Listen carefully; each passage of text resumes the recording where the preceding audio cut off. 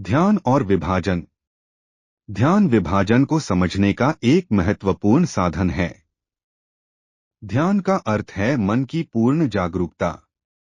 जब हम अपने मन को बिना किसी पूर्वाग्रह या विचार के देखते हैं, तब हम अपने विभाजनों को स्पष्ट रूप से समझ सकते हैं। ध्यान में कोई अनुशासन, नियम या विधि नहीं होती। यह केवल एक सजगता की स्थिति है, जहां मन पूरी तरह से खुला होता है और वह अपने विभाजनों को देखता है।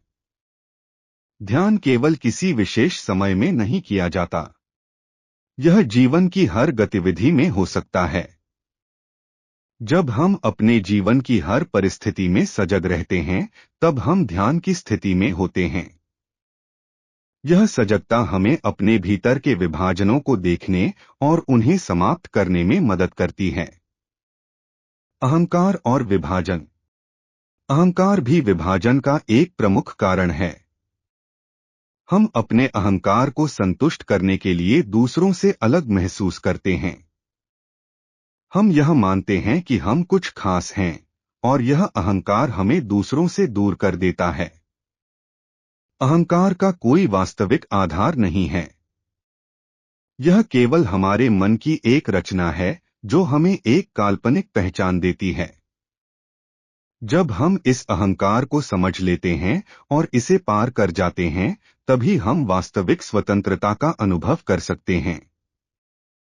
विभाजन हमारे दुख और संघर्ष का मूल कारण है। चाहे वह आत्म का विभाजन हो, विचारों का विभाजन हो या संबंधों का विभाजन, हर प्रकार का विभाजन हमें दुख और अशांति की ओर ले जाता है।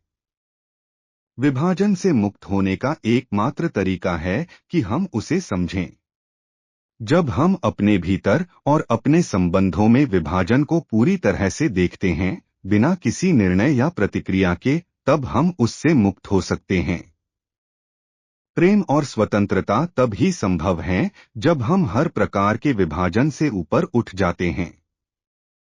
जब मन पूरी तरह से शांत, सजग और जागरूक होता है, तब विभाजन स्वतः समाप्त हो जाता है और हम प्रेम और स्वतंत्रता का वास्तविक अनुभव कर सकते हैं। प्रेम वह स्थिति है जहां कोई द्वंद्व या संघर्ष नहीं होता।